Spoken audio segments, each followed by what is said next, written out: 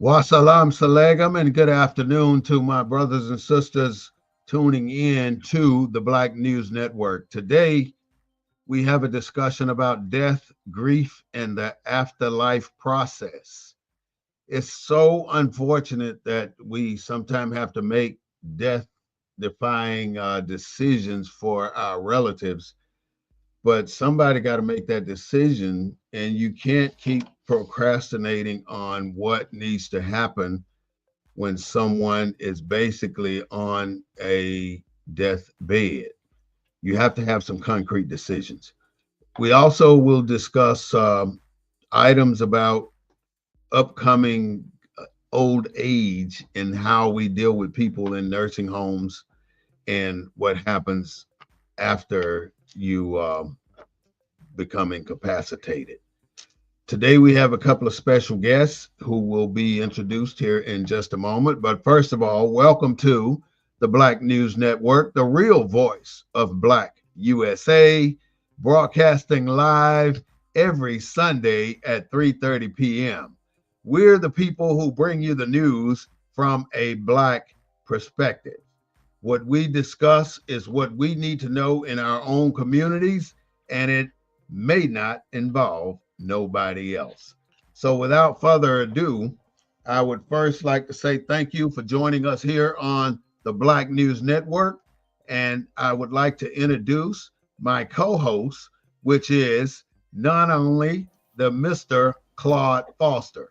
Say hi, Mr. Foster. Mr. Foster. Hello, my brother. Glad to be with you again this week to continue our discussion about death, grief, and the afterlife process. Looking forward to hearing our special guest's perspective as well. All right, all right. That's it in a nutshell for Mr. Foster. And now, without further ado, we're going to introduce to some, and we're going to present to others the one and only Miss Kayla Smith, the founder of Helen's Project. How are you, Miss Kayla? I'm good. How about yourself? Hello, Kayla. Hi, how are you? So, what are you bringing to the table? What is your discussion about today? I think more so my perspective is from the social work perspective when a person is actively in the hospital transitioning, let's say, from an ICU level of care and then lowering their level of care all the way to home or either transitioning to hospice or assisted living, um, any different level of care that's required. There's a lot of steps that actually happens on the back end that often people are not familiar with, and even more importantly, people don't understand like what their right is as a consumer or as a patient or as a family member of the patient or the consumer. And you end up in this kind of loop of just consistently having doctors and nurses and care managers and insurance, and you're just kind of feeling like everybody's passing the buck and nothing's getting accomplished. So a lot of Mhm. times what I like to do with my clients or people that I support through these transitions is to make sure that they're fully educated on exactly what their rights are, what questions they should ask. Also, just even understanding from the insurance perspective, like what to know about what your insurance will cover and what you can be responsible for when your family member is transitioned into a different level of care. Mhm. So that's more my perspective. Okay, that's a beautiful intro from you, Miss Kayla. Can you tell us what Helen's Project is all about? Yeah, of course. So, Helen's Project, we are a nonprofit, and our mission is to provide affordable and accessible mental health care. We are completely Black owned and operated, and we pride ourselves on that because we believe that it's a different level of care and consideration that is to our community. We do our best to raise funds to make sure that mental health care is a priority, whether if that's medication management or if it's just therapy sessions. We have trauma informed therapists, EMDR therapists. We're working on getting some more different type of modalities and things into our space as well. But the primary thing is making it affordable and accessible. And I always brag about one of my clients because he says how important it is. He's like, I make six figures, and when I redid my budget, the first thing I was about to get rid of was mental health. So of course it should be affordable. And a lot of people think, well, if I have insurance, then it's affordable. No, some people have copays that are $120 a session. So if you can't budget $120 a week, what are you going to put to the side? Mental health care. So Helen's project really focuses on making it affordable and accessible to anyone in need. Okay, so where are you located? We are virtually. Our physical self is in Dallas. However, virtually we cover the entire state of Texas, Mississippi, Louisiana, Oklahoma. We will be in Colorado soon. We are in Virginia actively, and we will also be in Arizona before the end of the year. Now, do you have physical locations, or is just what type of presence do you have? Is it a physical presence, or? So presently we are 100% virtual. However, some of our clinicians do have the ability, or if they choose to meet with some of their clients in person, they will. Like for myself, for example, I do have some clients that I will meet in like a rented office space once a month because they want that once a month. But most people, they go to a session virtually and then they're set. They're like, no, I like this. It's just like talking to my friend, and I don't have to like go out of my way. So again, that's that accessibility piece, is not having to go out of your way to drive to an appointment, to sit in a place, being able to just grab your phone or grab your computer, hop in a session and really process things. I mean, it's a really important field because the homelessness, a lot of homeless people have mental health issues. And I know a lot of municipalities are trying to address that. And, this may be a resource, that many of our listeners are hearing about that may want to, reach out to their elected officials and others that come into contact with people with mental health issues, that live on the street, trying to get them off the street and that kind of. Even veterans too. Especially veterans. A lot of the veterans have mental health issues. Yes, and we are in network with the VA and many other insurance panels too. We do apply for grant funding, and we do have donors and supporters too that allow us to provide a number of sessions for free, or again, medication management for clients where it's free to them, and then it's covered by someone who supports what we do. Could you talk a little bit about how does insurance when you take out an insurance policy, is mental health automatically covered, or is that an extra fee service? I mean, how is that? Yeah, so that's actually a really great question, because we run into this all of the time. People automatically assume that whatever policy they pick comes with mental health coverage, and it doesn't. There are several insurance policies that they have like different tiers. I'm going to talk about Blue Cross Blue Shield more specifically right now, primarily because just finished helping someone with that. There is a specific plan on Blue Cross Blue Shield where they have tiers. So it's like level 1 does not include any type of mental health care whatsoever. But level 2 will include mental health care, and your copay will be $5 for 5 sessions. But then if you go up and you do 6 sessions, then your copay is $93.88. So there's so many different loopholes with insurance when it comes to mental health care. And it's important when you are getting a medical plan, you are asking them, what is my substance abuse and behavioral health benefits? And being very specific in saying substance abuse and behavioral health, because at least in the state of Texas, they do separate the two. So if you are challenged with a substance abuse like alcohol dependency, if you have opiate dependency, anything like that, and let's say you need a MAT treatment like Suboxone or any of those type of treatments, that's a different type of treatment. Or even if you need an inpatient level of care, some mental health benefits, again, may cover outpatient care, but they don't cover inpatient care. I mean, wow, it seems complicated for if you're on the receiving end of the service or trying to provide for someone. That seems like a complicated type of insurance, especially with people of color. Yes. So how do you make it simple for people that really don't have the capacity to get deep into the insurance field, learning how to get these benefits? How do you connect with people that kind of avoid this type of treatment? How do you do that? So I want to make sure I understand your question correctly. Are you asking like, how do I explain this to others, or you're asking like, what's the best? Well, so as far as resources, I mean, let's say you do veterans, right? Mm-hmm. what is your process to gain more veterans into the system to get the counseling and to convince more veterans to accept this type of counseling? What type of methods could you use, or could I use as a non-provider to convince other friends that are military people that may need this counseling? How could I do that?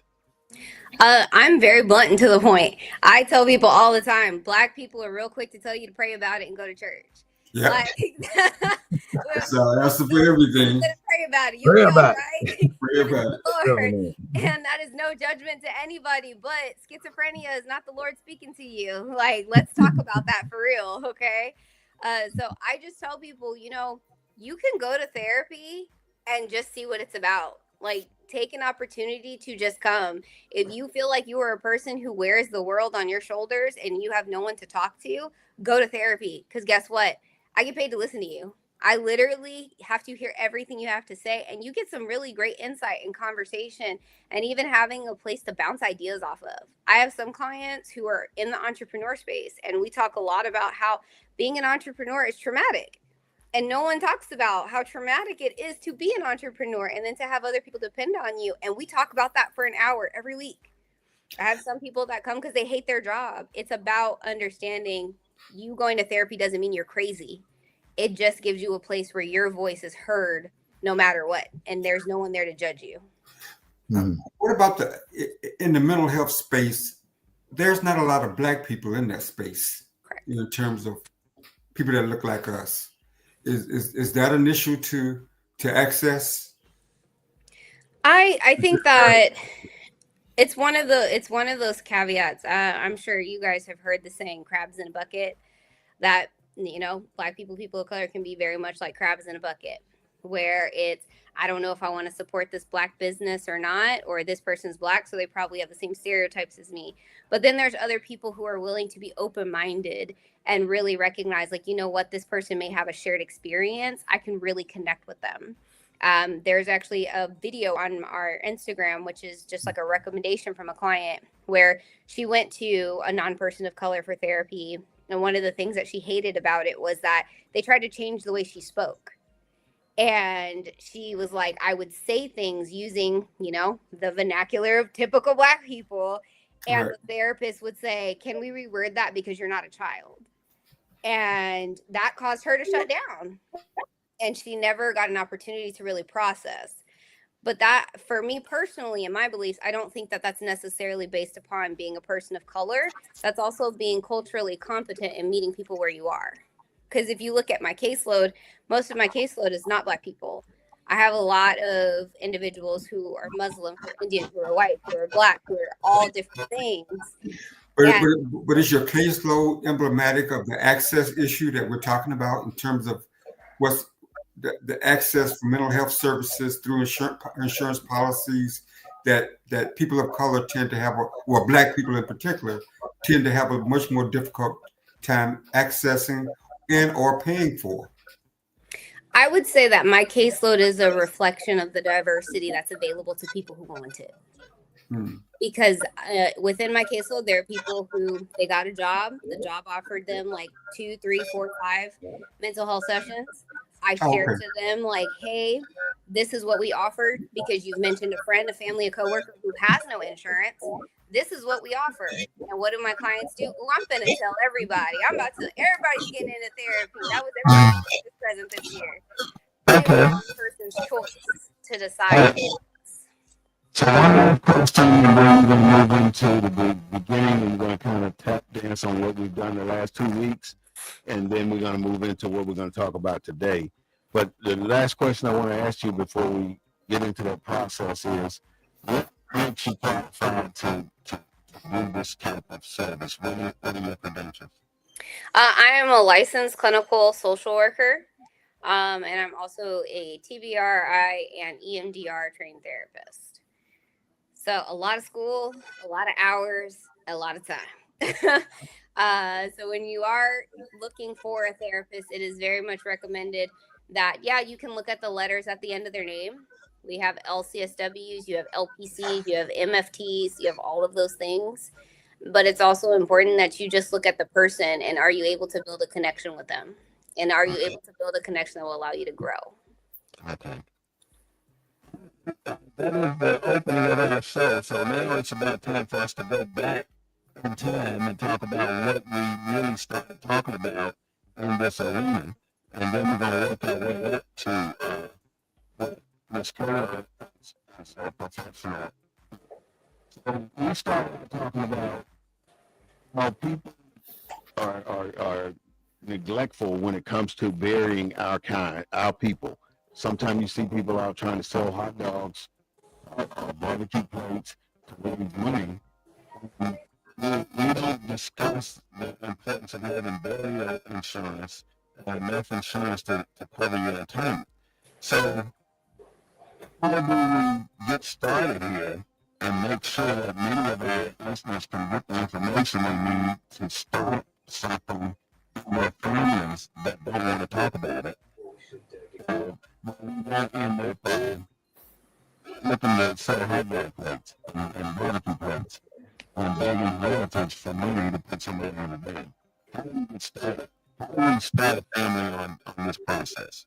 Hey, Brother Bay, I don't know whether Kayla can hear I you. was going to say the same thing. Your audio is a little But your scratchy. audio is really muffled. Mm-hmm. Let me see. Did the sound any better when I move closer to the mic? It's almost robotic. Yeah, it's like robotic like here. And it's not clear. All right, I don't know what's stopping my voice That's from better. coming through. Better. That's You better. Oh, it's better now? Mm-hmm. Okay. Maybe that did it. Oh, we went back. Yeah, whatever you did just a second ago worked. Mm-mm. Still no good? Mm-mm. That's all this technology and you still can't seem to hear what I say. I'm going to get closer to it and hopefully that you can decipher the language and I'll try my best. So that's all I got there. You can do the infamous unplug it and plug it back in. That's what all IT Yeah. tell you to do. Unplug it and plug it back in. It doesn't work. Okay, so go ahead and start the discussion on that issue, and I'll work on my audio. But I think he's talking about the issue of access. And, it's like we have a lot of nonprofits especially within Black communities that provide a lot of different services. Yet this problem it tends to, the reason why we're having this show is because there's not a lot of information out there. I'm here in Houston where homelessness is a major problem, and there are dozens of nonprofit organizations that don't seem to focus on health. Voting rights teams is out there, really important in our communities, and other issues, but not so much mental health. Mm-hmm. How can we change that? What do you think needs to happen to create more awareness, to create more understanding of this topic? I think that's just it's a hard space to really break into. Again, I'm going to focus on Texas. So Right. A little historical context for Helen's project and the journey to where we are now. We actually started specifically in the homeless housing space. Mm-hmm. And we received a lot of pushback because we did not believe in the Housing First initiative. I'm not sure if you're familiar with that. Okay. I'm familiar with that. So we're not a big fan of the Housing First initiative, at least when we were working in that space, not because we see how ineffective it is, but more so because we saw the problems that came with it.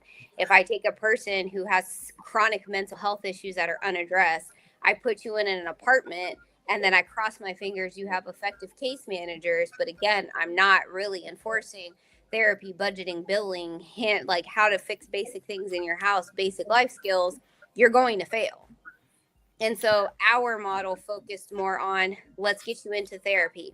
Let's get you into case management. Let's put you in financial literacy. Let's make sure you know how to have a budget. Let's make sure you understand a rent. Like, we wanted you to understand the concepts of being housed first, not just putting you in housing.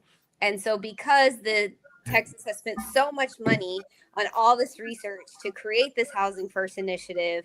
You're asking an entire state who's invested so much money in something to admit that it's wrong. Well, I think the Housing First initiative, especially in Texas, because I was working at city council at the time, and it was big here in Houston. There was more focus, not so much on the person as they were getting the person out of sight, out of view, out of mind, kind of policy. Exactly. Yeah.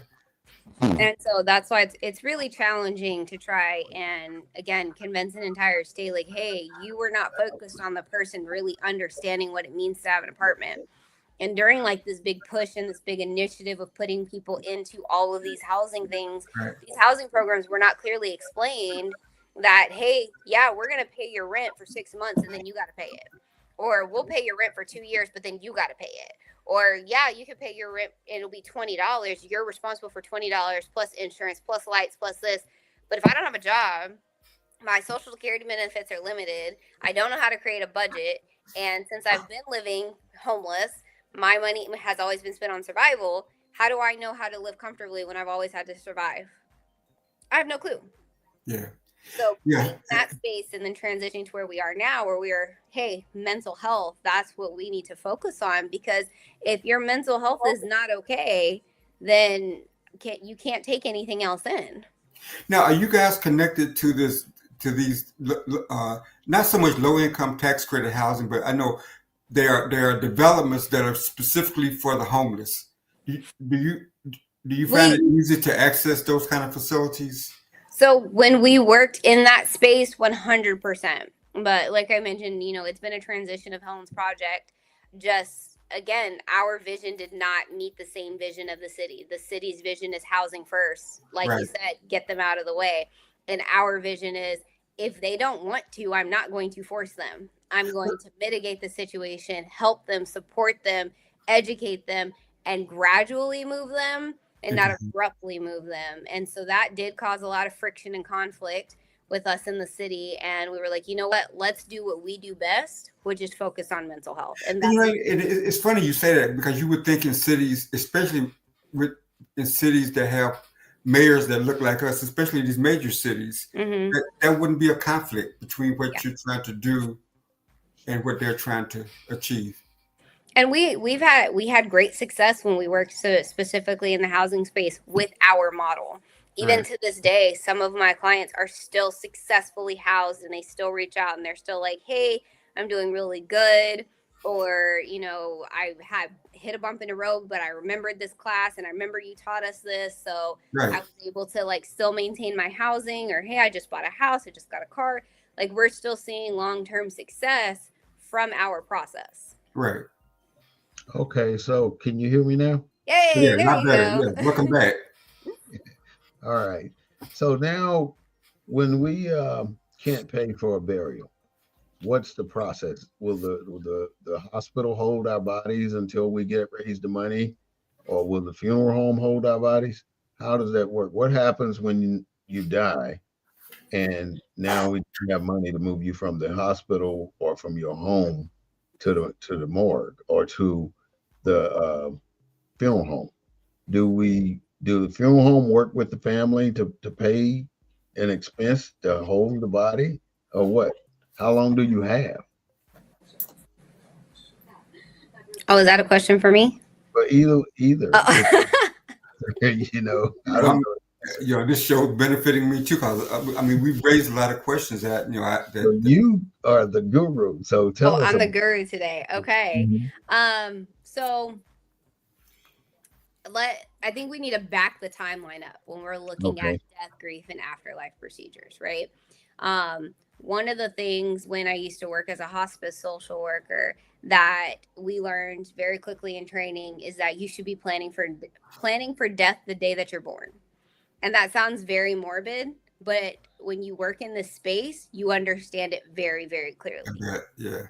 And so when you are planning for death the day that you're born, exactly what you said, which is a person has passed away, and now you have people selling barbecue plates, you have GoFundMes, you have, I can't afford the burial, what are we going to do? So in preparation for this show, I have 3 specific cases that I can kind of give examples and perspectives of. The first one is an individual who passed away, young person in their 30s. No one expected this to happen. Child is 18. She has no idea of anything, and no family and no good friends. A lot of chronic medical conditions. So when she passed, the first thing the hospital said is, so where's she supposed to go? And everybody's looking like, I don't know. We don't know. And then the next question was, who's going to pay for it? Because the hospital said, this is our contracted people. If you don't decide in 24 hours, we will decide for you. And it goes to the next available mortuary that is able to pick up the body. And then you are responsible for whatever debt that mortuary has. So if that person is the next up to pick up the body, they're going to pick up the body, and then they will talk to you. They will coordinate with you, but it's going to come with a price. And they'll hold the body until you have the funds. And Now, that could be That's true. 6 months or what? Body. It could be. So this particular individual was held by this mortuary for 9 months. They held her for 9 months while they came up with the funds. But they would not budge until the funds. Nope. The only thing they were flexible on is when they paid. So they had a payment arrangement. They had dates and times, like they had to pay for the total cost. But outside of that, this was the total cost, and we'll wait until you have the money. So 9 months later, finally had a service. So once they finally got the money together, they picked up the body, and now it's time to move forward with the preparations. What's going to take place now? So you take a frozen body, defrost it, prepare it, dress it, embalm it, pick a casket, pick a grave site. Once you pay for that grave site, though, it's yours for life, right? Yeah. Yes. You don't have to pay for it every month, basically. Some governmental agency digs it up for you. You don't pay every month. You got to get dug up and put somewhere else. I'd hate to be in that cemetery. But once you in the ground, that's it. That's your lot, your plot for life. For death. You don't have to get moved anymore, unless they're putting a highway through, like they did with your great grandmother. Mm-hmm. We don't know where her grave is to this day, and I think it's under the highway. But moving right along. So you raise the money. The funeral home is now embalming you, placing you in a coffin, but you have to pick that coffin. You have to pick that outfit that individual is going to wear, and you have to design or come up with a headstone or no headstone, because headstones are usually separate cost. Mm-hmm. Then you have to pick the location. They say, well, this is the plot that we have set aside for what you paid for. Mm-hmm. And most of the time, people don't reject those sites. If they give you a plot, you're so happy to get a damn plot, you ain't saying nothing. You going in that plot, wherever it may be, in that cemetery. So, but if you pre-plan, you can pre-plan a plot next to your relatives. Mm-hmm. Don't pre-plan. You're going to take whatever slot that the funeral home cannot sell. Mm-hmm. They put you in the back of nowhere, wherever nobody else want to be. That's where they put you. So that's very important that you pre-plan these things. And the things that you have to pre-plan is the coffin. You have to pre-plan, well, the cemetery, the funeral home first, then the casket, the vault, whether you want a plastic vault, whether you want a waterproof vault, whether you want no vault at all, just drop the casket in the ground. Which is illegal now. That's can't. been illegal ever since Hurricane Katrina. Oh, you can't just bury a casket? No, ever since Hurricane Katrina, because Hurricane Katrina happened and they had millions of dead bodies floating because there was nothing to weigh them down. Okay, so that concrete vault will keep that casket from floating down the river. Mm-hmm. Okay, so now you're interned, and then now the funeral home trying to get more money from you, so they're going to say, well, do you want a limo, or do you want 2 limos? Do you want a police escort? Or do you want an officiating? You want to have your service here at the chapel for the funeral home, or do you have a church that's going to hold your service? And if you go to decide that have a parent church, then that pastor wants a love offering. You got to pay him to officiate the funeral, because if you are expecting him to officiate that funeral and do a sermon like normally in black folk churches, that pastor ain't gonna say but so many words before he's ready to send you on to motherland. So you have to pay the pastor, then you have to arrange for using the church on a particular day that they don't have anything else planned. So you have to do a lot of planning and a lot of scheduling. And then when you're paying for the limos, why would you get 2 limos when you only have a family of 5?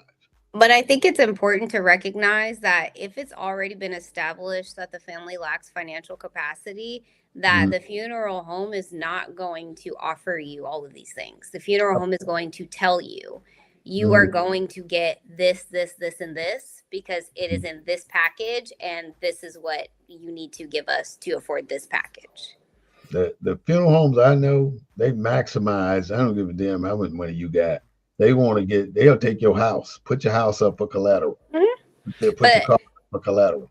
but Huh? but again, this is working in different spaces, right? So Mhm. understanding and knowing your background a little bit more, the level and capacity of funeral homes that you have dealt with and affiliated with are from middle to upper class, while many of the places I have dealt with have been lower to homeless, a lot of Jane Doe, John Does, and they have no one and nothing. So the state and other people who don't know this person at all are responsible for the decisions of this person, and they're no longer a person, they're a number. They're a Jane Doe or a John Doe or a baby Doe. And you got to remember, the death industry business is no different than any other businesses. Just like there are predatory type businesses for non-funeral home type businesses, there are predatory, like Kayla just described, businesses that serve a certain demographic group or a certain class of citizen. So it's not equal across the board. Just like in a lot of the, school systems, there's no classes on this subject about estate planning, afterlife planning, or any of this kind of stuff. I mean, you get it when you get it. You get it on shows like this. It's like out in the air. I mean, if it lands, it lands, and if it sticks, it sticks. And I think too, like in topic with where this conversation started when it comes to planning, right? If we plan all the way back to the point of being hospitalized because you have a chronic illness, right? And like I mentioned, there are people in the background, there are care teams in the background who are helping navigate this. And most people don't recognize that there are care teams in the background. So I want to pose this question. Have either of you been hospitalized for anything? Yeah. While you were hospitalized, did you ever meet your care manager or your social worker? Never met us. Yeah, the social. Yeah, it was a team. They came around. Nope, not the team, but just your individual social worker or care manager. I don't recall because I probably was so drugged up I wouldn't know if I did. Yeah, I don't remember. So my reason for saying that is exactly what you just said. Most people are so out of it because you just came out of anesthesia. You're still being pumped full of meds. You probably had this person come in your room for 5 or 10 minutes, said, hey, this is who I am. This is what I do. They've met their fulfillment, and then you don't see them again. But who you do see is the nurses who say, hey, guys, so part of your care plan is we're going to move you to the next floor. A part of your care plan is we're going to move you to the next hospital. Part of your care plan is we're going to move you here. But you're not meeting the person who is in charge of that care plan. And that is the person you need to be asking for when you are cognizant, when you are aware, when these changes are happening. Because most people don't realize the nurses, they're the messengers. They're the ones who were yelling at and blaming, but they're not the ones who are behind the conversation. The role of the care manager and the social worker is to take all the information from you. They put it together real nice, and then they send it off to other places based off of your ability to pay and your insurance. And then they find whichever one will take you. And then they tell the nurse, like, hey, this facility will do this, or their insurance will pay for that. go pass the message along, and that's going to be a part of their treatment plan. And they get the doctor to sign off on it, and then the messenger is the nurse. They come and tell you, I do and remember that. Yeah. you're just kind of like, okay, that sounds good, right? But where's the explanation piece of like, hey, you are going to go here because this is all that your budget, your insurance, your whatever will approve or afford. Or hey, we sent this off to this many places, and then you go here. And then you go home and you get all these letters in the mail that say claim denied, a pre-authorization denied, and you see all these random names. You're like, who the heck are these people? I don't know them. And you automatically assume it's the different people in the hospital while you were hospitalized. In actuality, it's all the prior authorizations that have been sent off for pre-approval for your care. And because we automatically assume these things, again, that comes into our poor planning because we don't know. So it basically reverts back to planning, like you've been saying all along. Comes back to planning and being knowledgeable about what to ask and who to ask, because you can end up on the back end of something that you don't want to be a part of. So what's a good process to start the planning? Do you start out as, like, for instance, I'm just Joe Smucko out here in the world, and I said, well, I need to plan my mom's death benefit. So how do you do that? How do you approach your mom or your dad about these type processes and expect them to give you the answer? Because I've noticed that a lot of Black people are afraid that you're going to put insurance on them and collect off of it. Why are you afraid of that? Don't get it. Because, money makes people funny. That's why. Well, they don't want their relatives getting paid off of their corpse. Yep, exactly. Yeah, but that's crazy. You can always have this conversation one of two ways. In my family, I have mostly older people in my family. So for whatever reason, I get asked all the questions. But the conversation is very simple. It's either, do you want me to do it or do you want to do it? And then just tell me about it. That's the only options I got for you. Either I can do it for you and then I can give you the rundown, or you could do it yourself. I'll give it to you. You do it yourself. And then you just tell me where to find everything. And most of the time they will try themselves. And then I get, Kayla, this is too much. This is too many phone calls. This is too many questions. It's too much paperwork. They asking me for too much. I don't want to do all this. And I say, cool, I got you. And I can get it done in about 15 minutes because I'm used to it. But that's the other piece of it, is the time commitment that it takes. Because if you do get like a death benefit policy or a life insurance policy, you are going to be on the phone with them for at least 30 to 45 minutes because you're going to answer all their questions. You're going to answer all their questions. They're going to go through all the different benefits. They're going to go through all the policies. They're going to go through all the things.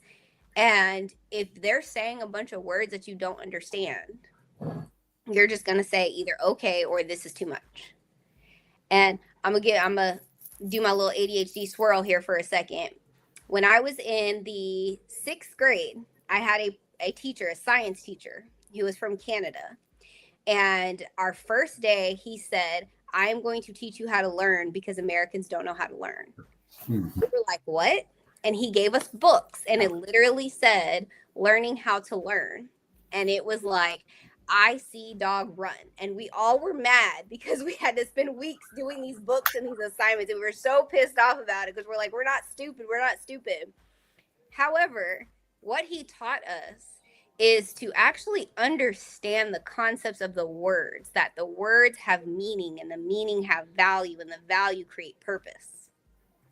And what happens with people is they get lost in the words.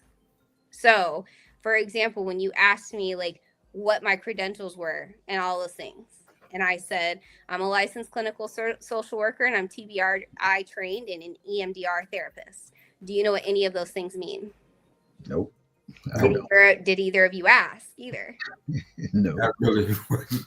Exactly. And that is it. I figured you knew it. But you just proved my point that that's what Black people do when we do death benefits. Someone calls and you get on the phone and they're like, okay, cool. We can do a total life benefit, and they run all these words off. And you, again, the ego of it, the assumption of it. Yeah, I know what you're talking about. I watched an Instagram and a TikTok video. I got this. But you don't stop and say, wait a minute, what is an on-death benefit? What is a term life benefit? Like, you have to recognize and understand it's okay to ask, what does this mean? Don't talk over me. Slow it down. What does this mean? I will tell you that class in 6th grade, I have never forgot it because I looked up the word the so many times because that was my assignment, was what is the definition of the? And I had to do it at least 30 different times because he said, if you don't understand the word the, then you don't understand the sentence. Mm-hmm. So again, you bring it all the way back to planning and understanding. If I don't understand what you're explaining to me, why am I going to give it time? And if you we can go all the way back to generational history of being able to understand concepts and, Black people of color having to perceive themselves and fight for that space to say that I am knowledgeable. I do know what I'm talking about. Why would I want to present or give off the impression that I don't know what I'm talking about by asking you to repeat yourself and explain something to me? I'm not going to do that. Because it makes you look ignorant, or at Exactly. least you think it makes you look ignorant. It's a self-perception. Yep, exactly. So that hinders us from our ability to plan, our own self-perception, our own views of incompetence, because like you mentioned, Mr. Foster, you don't have platforms where they teach you about this. So if I have to reach out and go do it, that means I have to admit that I don't know something. That means I have to admit my lack of knowledge in order to gain knowledge. How comfortable is it for you to go into space and say, I don't know what this is. Come tell me what to do. All right, so we do the planning. We got the basics down. We took the person that we want. I want you to plan my funeral. So let's go to the funeral home. I want to show you the casket that I like. I want to show you the vault that I like, and I want you to know what funeral home I like. And this is where I want you to do my remains. So you handle that part, and then as far as the insurance policy, for instance, why is it that we have to go hunt for the damn insurance policy anytime somebody die? Or where's the insurance policy? Oh no, did you have it? I ain't got it.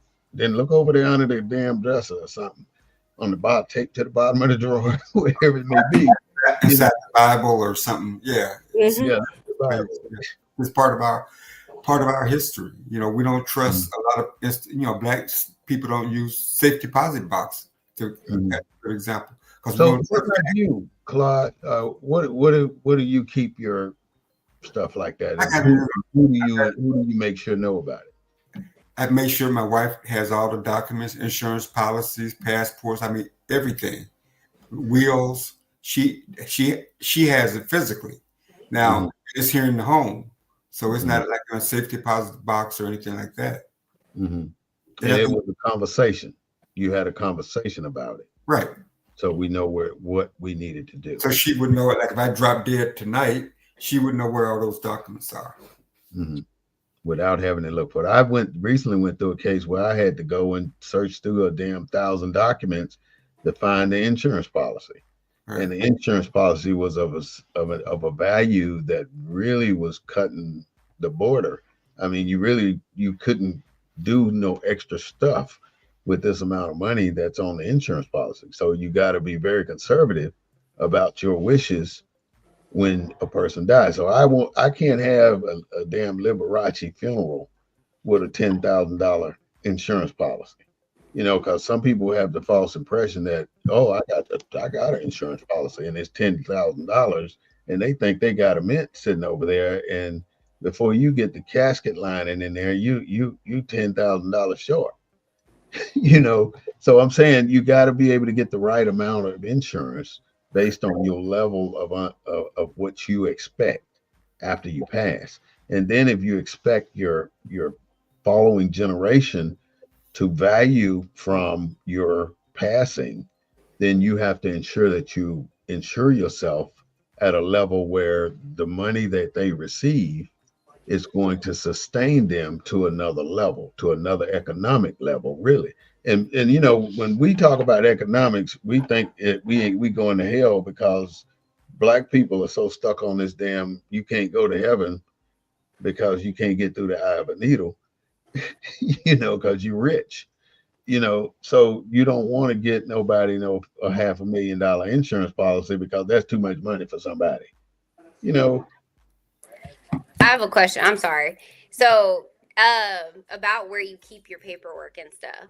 Do you guys have your IDs on you? Do you have your ID? Okay, grab your ID.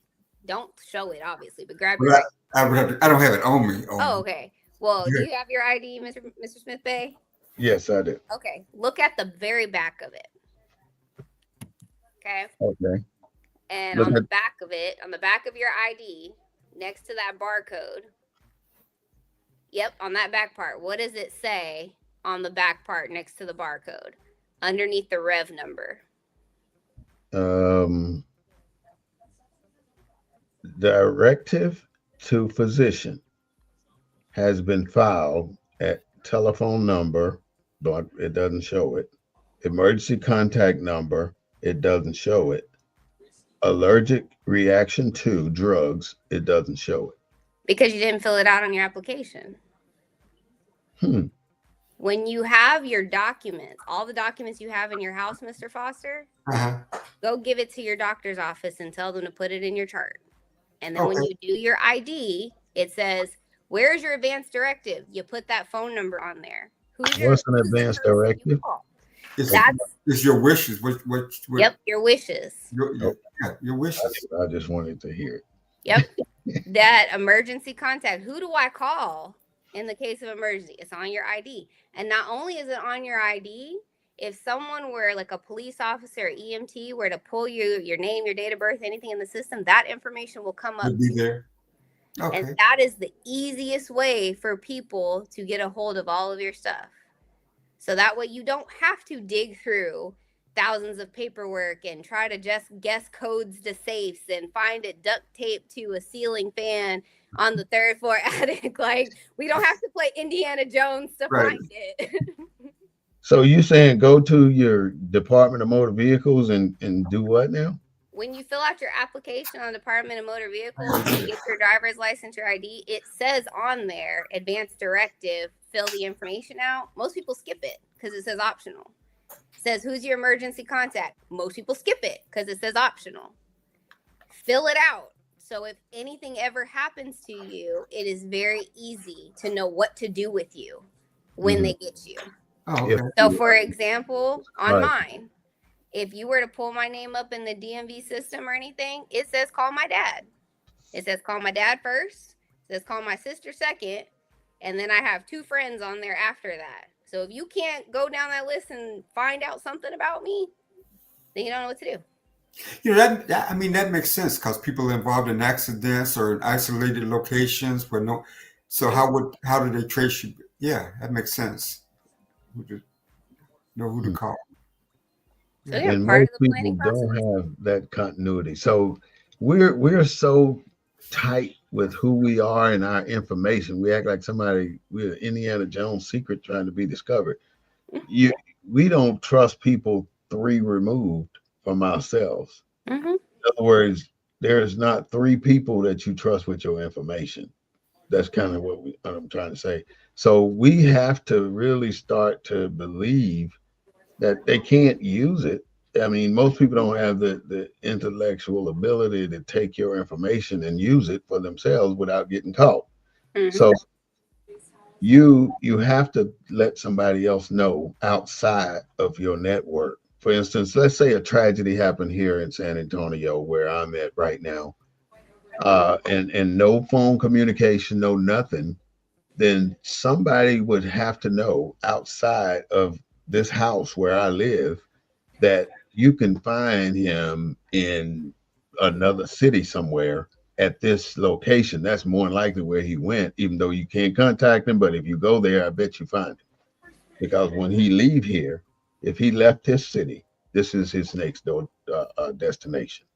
Let me talk about that, because I didn't have this discussion with my dad, and my dad doesn't seem to understand the importance of sharing the location with your child when you decide to rip and run on the road. What was just said, this is extremely important. There's a space where people feel like, it's controlling to share your location. It's controlling to have it shared all the time. However, to your point, Mr. Smith-Bey, if I am out in Timbuktu somewhere and and someone calls my emergency contact and says, "Hey, do you know where Kayla is?" That person is able to look on their phone and press find Kayla, and they can say, "Yeah, the last time Kayla was seen was at this address." But some of our senior friends don't seem to understand that us younger generation are trying to protect our parents because they think they can travel and be on cruises and biker rallies and all these things. And we just sit at home and worry. So your dad wouldn't go for the Find Me app on his phone, huh? He keeps turning it off. And you have to keep telling him, like, turn it on. Oh, I don't want to do it. But it's not a matter of being nosy. It's exactly what was said. If you're going to do these things and live your best life, that's wonderful. Do that. Enjoy your life. But understand that part of planning, if something happens and someone calls me and says, "Hey, we found Mr. So-and-so in Corpus Christi," I'm going to say, "He not in Corpus Christi." And then right then and there, that conversation is shut down and you are now John Doe. Wow.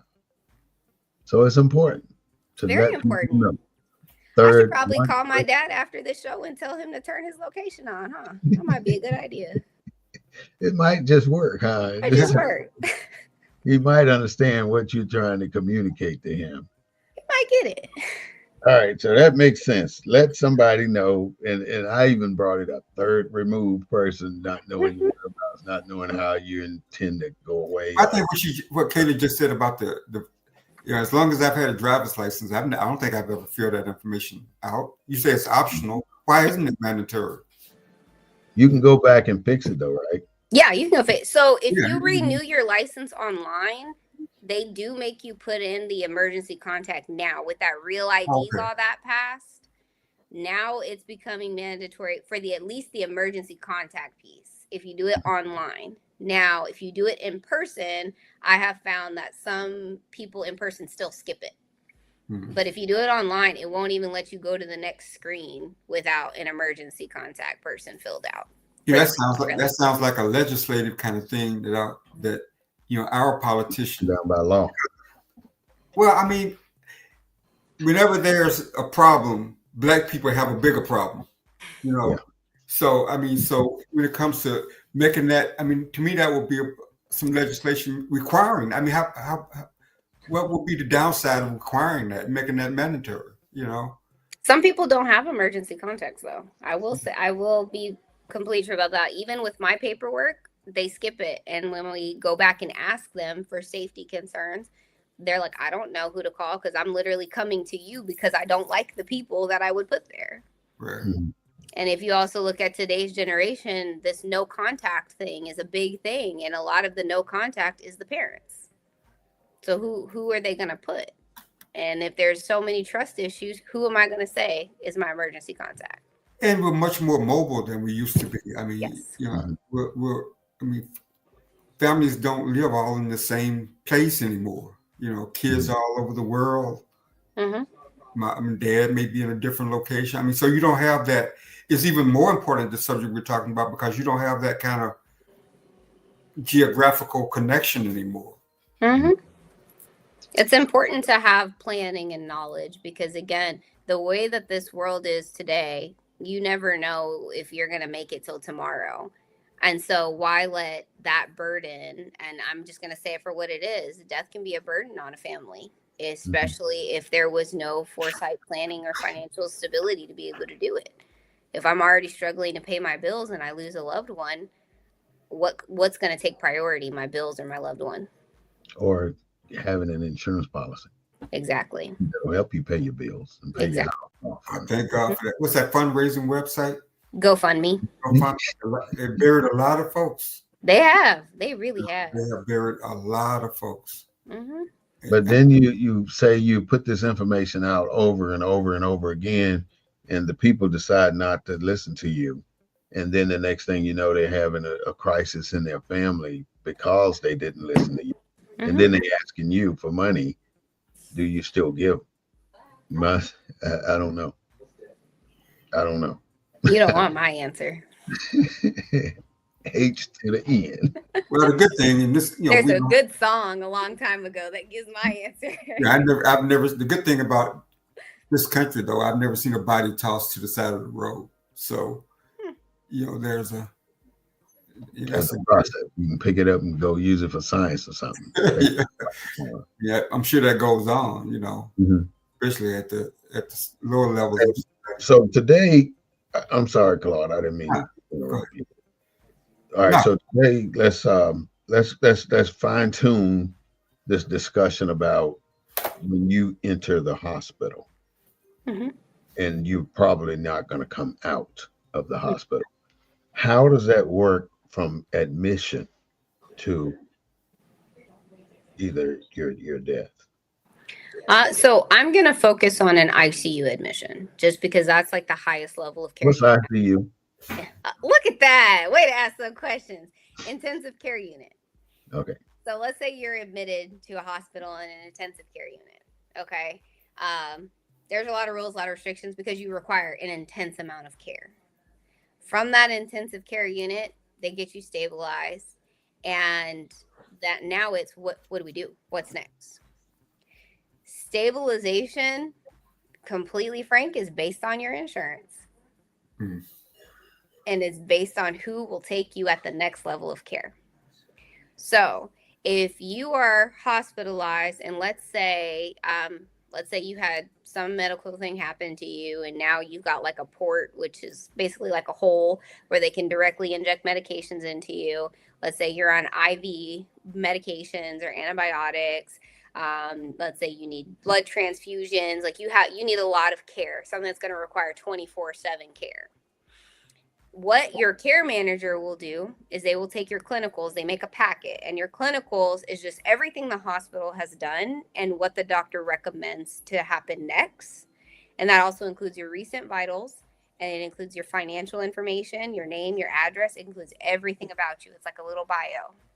Your care manager will then take that with your face sheet. On your face sheet, it says your name, your date of birth, your social, your insurance information. That's the first 3 lines.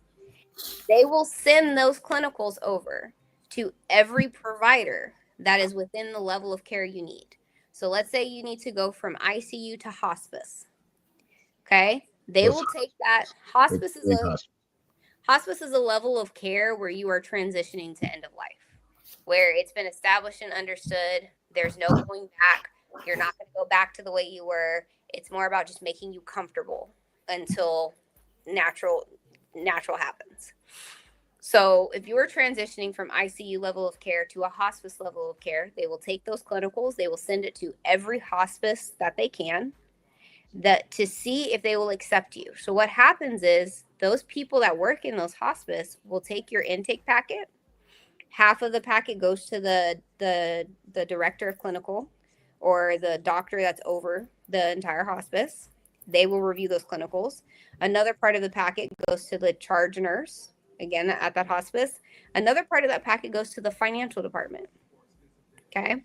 To get an approval, you are going to hear from the doctor first. The doctor will look and say, okay, yeah, we can take this person from a clinical perspective. Then the charge nurse will have to say, yep, this is something we are staffed for. We are prepared for. We can accept this person. We've got room for them. Good to go. Then it gets to finances. This is typically where the no comes from. The financial person runs your benefits. They find out how much money it will cost and everything. And they will either call you and they will tell you, this is how much money you have to pay out of pocket for your family member to come here. We're prepared to accept them. However, it might cost you $400 a day out of pocket. It might cost you this amount. They will break down all the finances for you. If you say, no, I can't afford that, all of a sudden, now you're denied. But they're not going to say you're denied because of lacking of financial ability, because that is a violation. They cannot deny you care based off of your financial ability. They will say that you did not meet medical criteria. Or you do not meet the criteria of the facility. And if you ask specifically, well, what's the criteria I did not meet? They will not tell you. Wow.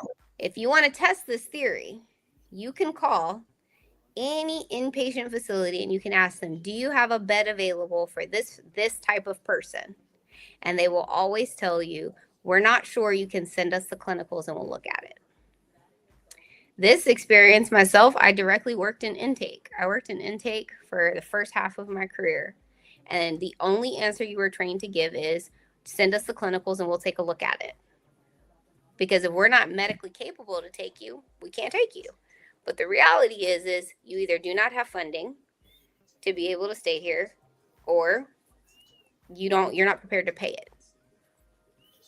So then it goes to the next facility, and it just keeps going down the line. Every facility will do the same thing, and to decide if you can stay there or not. So then what ends up happening when you get a whole pile of no's, let's say every hospice says no, we can't take this person. And they all say don't meet medical criteria. What your care manager is supposed to do is to come, or your social worker is supposed to come and talk to the family member that's there and say, hey, these are the challenges as to why we cannot get this individual into hospice. And if it is a financial component, they're supposed to give you resources. And they're supposed to say, hey, give a call to these places and see if they can financially help you with this. The patient has to do that? The patient family? The patient is supposed to do that. And the reason why is because most of these resources are third party, which means they're not going to sit up and the hospital's not able to call and be like, yeah, this is everything that's going on, because now we're crossing into gray areas of confidentiality. Mm-hmm. So we put the stress on the family that's already stressed out, who's already stressed out because you're getting calls being told you've got $10,000-$15,000 out of pocket for your family member to go to hospice. But hey, call these places and see if they'll help you. So now you have to go through another process to get financial support. On the back end, what that care manager is supposed to do, they're also supposed to go back to those hospice places and see if there is anything that can be done to maybe change their decision.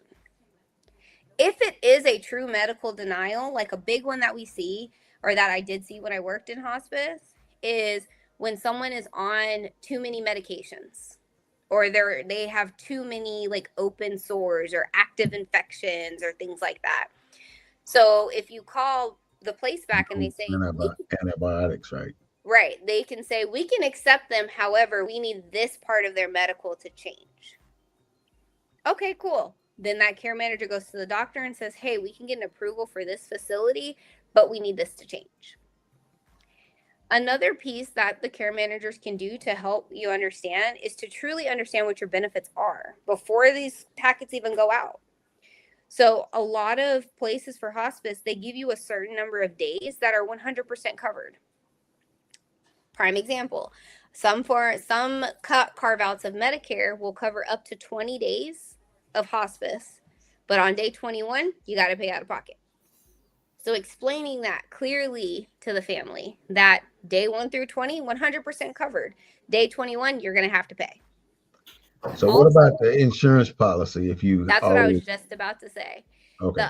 There are also some hospice places, assisted living and care places that they will take over your death policy or your life insurance policy as a means of payment. So then once you pass, that facility gets your policy to pay for the care while you were there. So, but those are all conversations that have to be had from the family to the facility. The care manager can't have those conversations for you. So the money insurance policy, if it's $100,000 policy, they will care for you up until that's exhausted. Mm-hmm. Now, if you're going to hospice, the understanding is you might not be there very long. Hospice care is end-of-life care. It is designed to keep you the highest level of comfort that they possibly can until you naturally transition. Mm-hmm. So the expectation is that you are never going to reach $100,000 of care. However, this policy now belongs to them because of your inability to pay. Yeah, there's not too many Jimmy Carters around. Yeah. That stay in hospice for a year. Exactly. Mm-hmm. So most of us are getting like 20, 30, $40,000 policies. So they can eat that up in a Yep. few weeks, right? Yes, exactly. And then that individual with that big 30,000, 30, $40,000 policy, thinking they got about to get some money, end up with nothing. Uh-huh. How And about hospice? I'm sorry. Oh no, I wasn't saying anything. No, how about hospice care in a facility versus hospice care at home? Is it? I mean, is that an option? Yeah, no, that's definitely an option. They have home health, Is home. that cheaper? Yes and no. So this kind of comes back into the space of like how insurance billing is, and it's going to be based off of what your insurance will pay for. Some insurances do not pay for outpatient hospice care. Some insurances do. But again, that's part of that understanding. So same thing, if you're in the hospital and you have a care manager, you can ask your care manager or ask the financial department, like, hey, can you give me a clear understanding of what is my financial responsibility for in-home hospice or out of home home hospice care? So you can make a informed decision. If you do in-home hospice care, same concept. You might have a copay. You might have so many days. A lot of times with like at-home hospice care, you are paying per provider that comes in. So if the doctor comes in, that's one CPT code. And a CPT code is a procedure code that's used for billing purposes. So if a doctor comes in, that's one CPT code. If a nurse comes in for 30 minutes, that's a CPT code. If they give you a medication, that's a CPT code. If they look at you, that's a CPT code. And if your insurance doesn't pay for those CPT codes, then you are responsible for the bill. And so what ends up happening is these hospice companies and these, life after death companies, they end up absorbing a lot of life insurance policies for people because of their inability to pay. But then the family is still left with out-of-pocket debt. Because even though the company is absorbing that income, you're still left with the money owed to the insurance company. so you end up broke. Yeah, you Or still end up. mortgaging or trying to put your house up as collateral. Yep, exactly. Is a problem too. That's how Black folks end up losing a lot of real estate, because they put that house up not knowing that it's fixing to eat into that house, and if you can't pay the cash, Mm-hmm. get that house out, then they own it. Yep. It's funny. I worked on city council, and I was there for 10 years, and I went to a lot of workshops, a lot of informational gatherings. This subject in a majority minority community, this subject never came up. This was never one of those informational workshops, or it just never. Like our guest last week, Miss Linda said that she goes to one once a year at her church, Right. About how end of life care. Right. So let's reiterate what we talked about. We've been on about an hour now. We talked about from getting insurance before you become ill, and we've talked about going into the hospital as an ill person and non-recoverable person. We've talked about hospice care, in-home, out-home. We've talked about burial expenses. We've talked about funeral homes. We've really covered this whole topic from cradle to grave and after the grave. Mm-hmm. Losing your properties and losing your collateral, and you losing your mentality as well, because that whole process really sends you into a position where you can become insane and end up in the next bed. Mm-hmm. Which you have to kind of prepare yourself ahead of time if you don't intend to be in that next bed, because this is not something you can fly by night and do or decide that you want to do or don't want to do. It's a process that will take a toll on your life. So you'll be dead next if you don't watch what you're doing. Mm-hmm. And what bothers me the most about our people is we know that this is a terrible process that we have to learn and execute, but we don't plan it for ourselves. Mm-hmm. We got everything straight for this person that's going to the next life, but we don't have a thing in place for ourselves. But we're there to make sure everything's right, but nothing's there for them, and that creates a bigger issue, because we just keep repeating the same dumb shit. I'm just sorry to say it. We have to break this damn cycle somewhere. And the more we push this information out there, the better we become equipped to break the cycle. And I really commend you for what you do with your Helen's Project Foundation. It's the epitome of what Black people should be doing for Black people, taking them to another level mentally, because that's where we're lacking our growth. We're stuck in this time zone that we need to break out of. And that's what I'm asking the listeners to do, is to change the way you operate. Because if you keep doing the same thing, you keep getting the same. The definition of insanity. All right, so we're going to ask Miss Kayla to give us her final thoughts, and then Mr. Claude, and then I'll take us on out.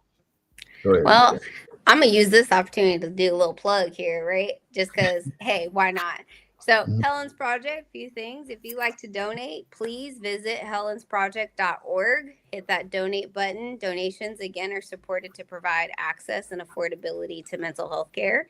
We're looking for some new board members, especially going into 2025. We've got some major goals that we really want to hit. So we're looking for passionate people who are compassionate and passionate about the impact that we're creating, not only on our communities, but on a larger structure, larger scale for Black people, people of color, period. Right. And that doesn't mean we don't serve people who are not of color. We do. We serve everybody. We are completely inclusive. And then last but not least, my book is on Amazon.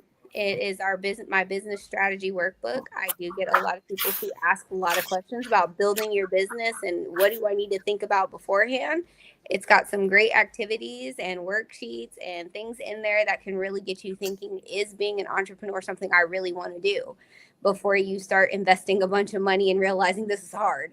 So with all of that, I really do hope that this conversation at least stimulated more questions for you to ask, or even more opportunities for you to realize, like, you know what, maybe I need to start asking more questions and recognizing I don't know everything, and being willing to just say, like, hey, you need to tell me what that word means, because I don't know what that is.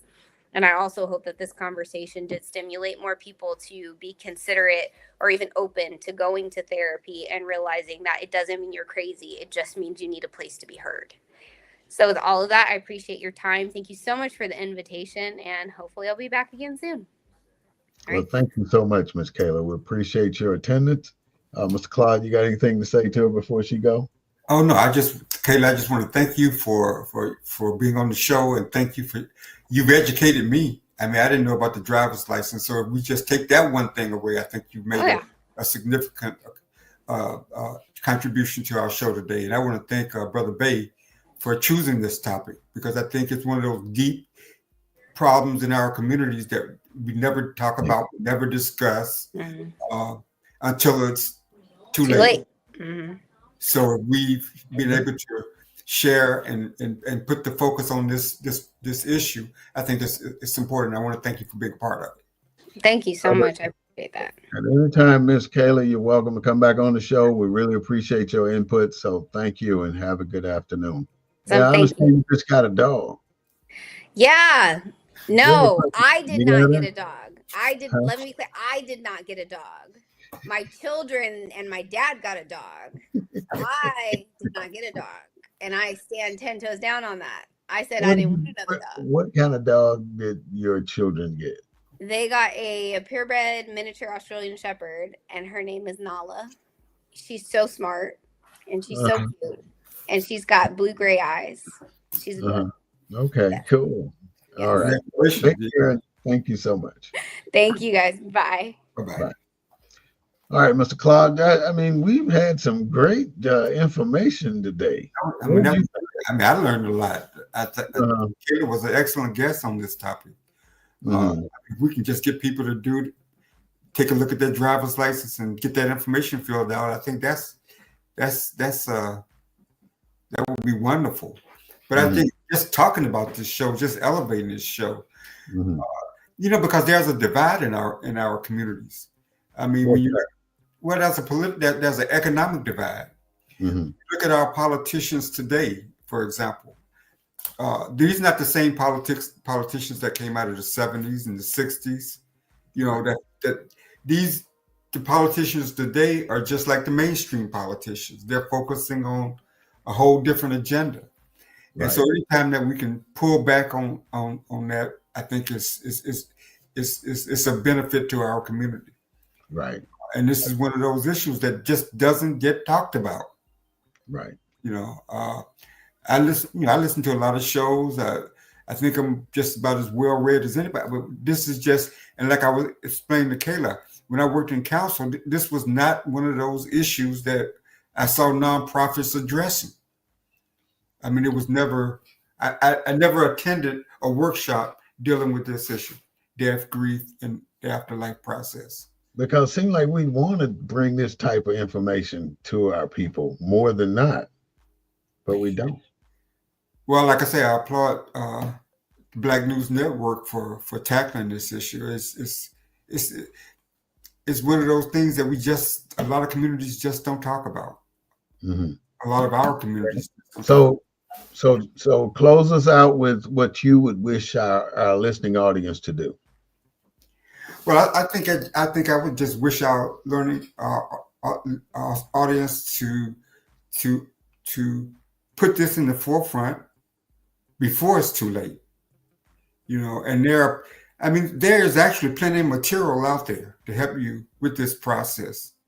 You can visit your local funeral home, your insurance company. I mean, there is so much material out there, and we just got to grab it by the hand and utilize it. Mm-hmm. All right, well, Mr. Claude, that's Mr. Claude Foster from Houston, our co-host for the Black News Network. Thank you so much. I'm going to go ahead and take you out, and we will proceed to close, but I do have a couple of comments before we go. All right, the one thing that we all must do is get off of our individuality and say we do need somebody sometime to help us through this process here in America, because it doesn't get any easier for us as Black people. And that is something that we have to contend with. And if we don't start to take care of our own older people and our even some of the young ones now, young people are dying just as fast as the old ones. We can't depend on a rich rapper or somebody with a big pocket of money to bury us. We need to depend on our own individuality to do our internment. If we are not taking care of that kind of business, who's going to do it for us? You can't wait till somebody died to start the process. You need to start the process ahead of time, because if you don't, you end up spending 3 to 4 times more than what you would spend if you pre-planned.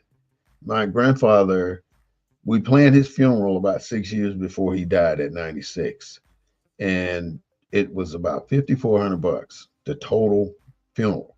But when he passed, the funeral home director told me that the exact same funeral today would run you $9,700.